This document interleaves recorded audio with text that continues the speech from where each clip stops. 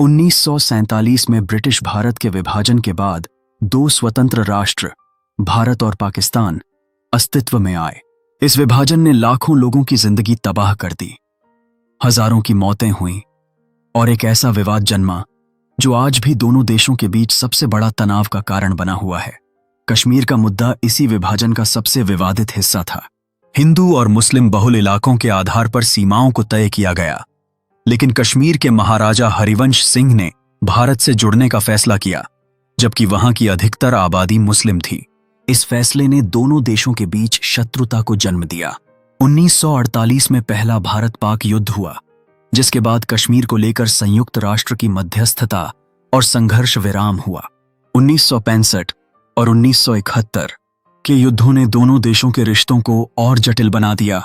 1971 का युद्ध बांग्लादेश की आजादी का कारण बना, जो पाकिस्तान के लिए एक बड़ी हार थी। इसके बाद 1999 में कारगिल युद्ध हुआ, जिसमें दोनों देशों की सेनाओं ने सीमावर्ती इलाकों पर कड़ी लड़ाई लड़ी। इन सभी संघर्षों के बीच सीमा पर कई बार छोटे मोटे झड़पें और आतंकवादी हमले होते रहे, जो दोनों देशों के बीच भरोसे को और कमजोर करते रहे। 2025 की शुरुआत में ही सीमा पर असामान्य हलचलें देखी गईं। खुफिया रिपोर्टों ने बताया कि सीमा पार से आतंकी गतिविधियां तेज हो रही थीं। भारत में सुरक्षा एजेंसियों ने चेतावनी दी कि सीमा पार से बड़ी आतंकी गतिविधि की योजना बनाई जा रही है। राजनीतिक स्तर पर भी दोहरे रवैये और आक्रामक बयानबाजी ने माहौल को और गर्मा दिया। इसके अलावा दोनों देशों के अंदर राजनीतिक दबाव और चुनावी रणनीतियां भी इस तनाव को बढ़ावा दे रही थीं। सामाजिक और जनजीवन पर प्रभाव। इस तनाव ने दोनों देशों की आम जनता को भी विचलित कर दिया था। लोग भयभीत थे कि कहीं फिर से युद्ध छिड़ न जाए। बच्चों के स्कूल बंद होने लगे। सीमावर्ती इलाकों के नागरिक विस्थापित होने लगे। मीडिया में हर रोज युद्ध की खबरें और अफवाहें छाई रहीं, जिससे तनाव का माहौल और गहरा होता गया। दिनांक 22 अप्रैल 2025। स्थान जम्मू कश्मीर, पहलगाम। समय दोपहर 12:38। वो एक आम दिन था। वे वादियां खिली हुई थीं, बर्फ की चादर धीरे धीरे पिघल रही थी और भारत के विभिन्न हिस्सों से आए सैलानी पहलगाम की खूबसूरती में खोए हुए थे। कोई शिकारे की सैर कर रहा था तो कोई बर्फ में बच्चों के साथ खेल रहा था। तभी दो धमाकों ने पूरे पहलगाम को हिला दिया। पहला धमाका पहलगाम बस स्टैंड के पास हुआ, जहां दर्जनों टूरिस्ट गाड़ियां खड़ी थीं।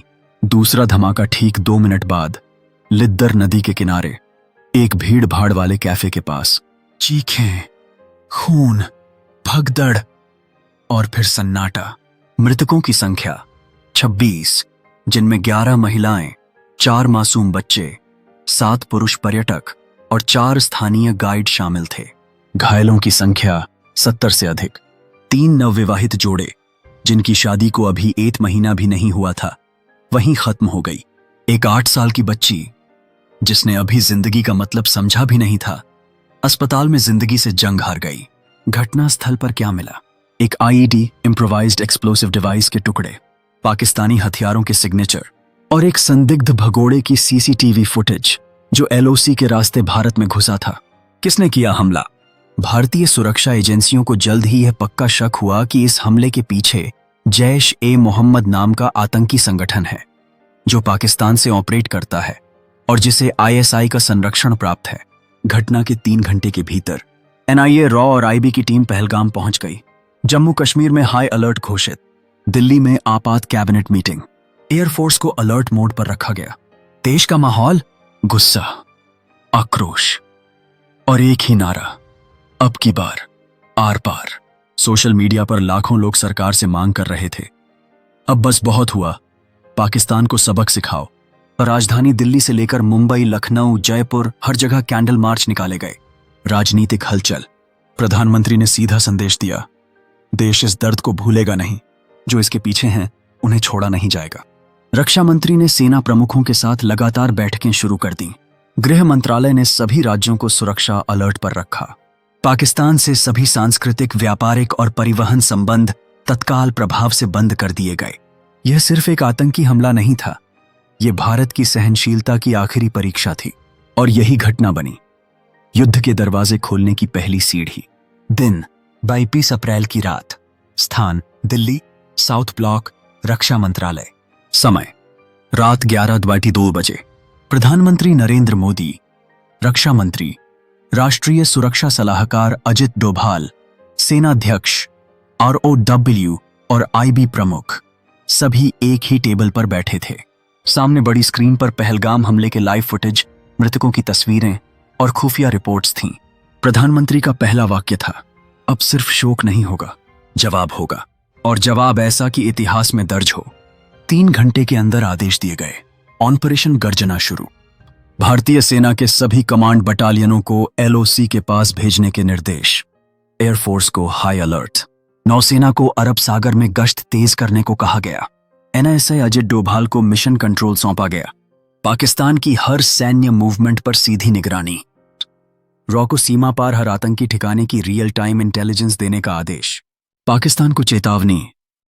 आधिकारिक कूटनीतिक चैनल से पाकिस्तान को मैसेज भेजा गया, अगर एक भी आतंकी दोबारा भारतीय सीमा में घुसता है तो भारत जवाब बुलेट से नहीं, मिसाइल से देगा। सेना की तैनाती का पैमाना। LOC पर 2 लाख से ज्यादा जवानों की तैनाती। T-90 और अर्जुन टैंक यूनिट्स को जम्मू सेक्टर में भेजा गया। Su-30 MKI, Rafale, MiG-29 squadron को उधमपुर, पठानकोट और श्रीनगर बेस पर स्टैंड बाय पर रखा गया। कमांडो यूनिट्स, पैरा SF को ब्लैक ऑप्स की तैयारी के लिए बुलाया गया। जनता को क्या दिखा? राजधानी में एयर डिफेंस मिसाइलें एक्टिव की गईं। मेट्रो स्टेशनों पर बुलेट प्रूफ डोम बनाए गए। सीमावर्ती स्कूल कॉलेज बंद कर दिए गए। सोशल मीडिया पर भारत युद्ध के लिए तैयार है ट्रेंड करने लगा। साइबर जंग भी शुरू। भारतीय हैकर्स ने पाकिस्तान के सरकारी पोर्टल्स को टारगेट किया। पाकिस्तान की इंटरनेट व्यवस्था पर लगातार हमले। Websites down, data leak. राष्ट्र का माहौल। हर गली, हर नुक्कड़ पर एक ही चर्चा, अब युद्ध होगा क्या? देशभक्ति के गीत बजने लगे। बच्चे तिरंगा हाथ में लेकर बोलने लगे, पाकिस्तान को सबक सिखाओ। मीडिया हेडलाइंस, भारत देगा पाकिस्तान को करारा जवाब। 30 दिन का अल्टीमेटम, या तो सौंप दो आतंकियों को या भुगतो। LOC पर भारत की टैंक रेजिमेंट तैनात। दुनिया का रिएक्शन। अमेरिका, फ्रांस, रूस और इजराइल ने भारत के आत्मरक्षा के अधिकार का समर्थन किया। UN ने संयम बरतने की अपील की, लेकिन हमले की कड़ी निंदा की। पाकिस्तान को चीन ने चुपचाप हथियार समर्थन देना शुरू किया। अब भारत की चुप्पी टूटी थी, अब सिर्फ कार्रवाई होनी बाकी थी, और इसके लिए भारत पूरी तरह तैयार था। दिन 26 अप्रैल 2025। स्थान रावलपिंडी, पाकिस्तानी सेना मुख्यालय। समय सुबह 10:04 बजे। ISPR inter services public relations के जरिए पाकिस्तान ने पहला बयान जारी किया। भारत के लगाए गए आरोप बेबुनियाद हैं। पाकिस्तान खुद आतंकवाद का शिकार है। हम भारत के किसी भी हमले का मुंह तोड़ जवाब देंगे। मगर सच्चाई ये थी कि पाकिस्तान का पूरा शासन, सेना और ISI इस वक्त खुद डर और भ्रम की स्थिति में था। पाकिस्तानी सेना का internal movement. GHQ general headquarter से निर्देश। ऑपरेशन तैयारियां शुरू। पंजाब और सिंध बॉर्डर पर सैनिकों को भेजा गया। स्कॉर्पियन मिसाइल सिस्टम एक्टिव किया गया। F-16 और JF-17 फाइटर जेट्स को हवाई निगरानी पर लगाया गया। ISI की मीटिंग में 2 मत उभरे। एक धड़ा मान रहा था कि भारत महज राजनीतिक प्रेशर में है, हमला नहीं करेगा। दूसरा धड़ा कह रहा था, इस बार भारत चुप नहीं बैठेगा, एयर स्ट्राइक तय है। पाकिस्तान के अंदरूनी हालात। कराची, लाहौर, पेशावर में दहशत का माहौल। नागरिकों को सरकारी इमरजेंसी गाइडलाइंस जारी की गईं। बंकर निर्माण शुरू।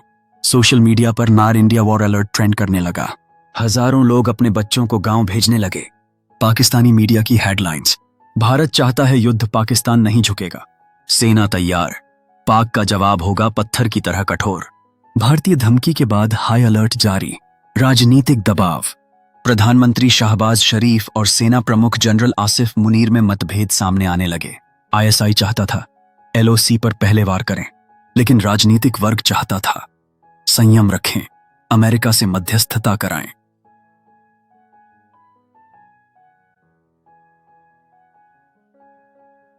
चीन और तुर्की का हस्तक्षेप। चीन ने पाकिस्तान को डिप्लोमैटिक कवर देना शुरू किया। तुर्की ने कहा, अगर भारत हमला करता है तो हम पाकिस्तान के साथ खड़े हैं।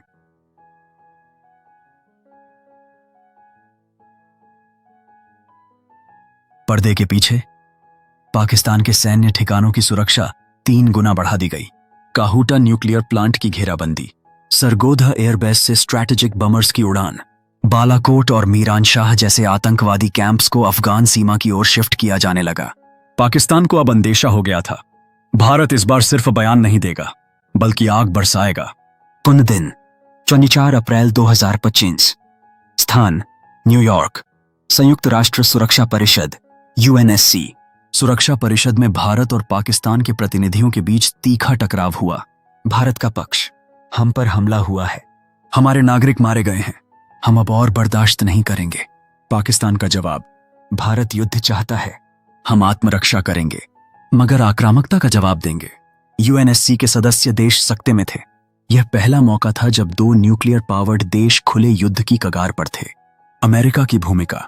व्हाइट हाउस से बयान आया, हम दोनों देशों से संयम बरतने की अपील करते हैं। अमेरिकी विदेश मंत्री सीधे तौर पर दिल्ली और इस्लामाबाद से संपर्क में आए।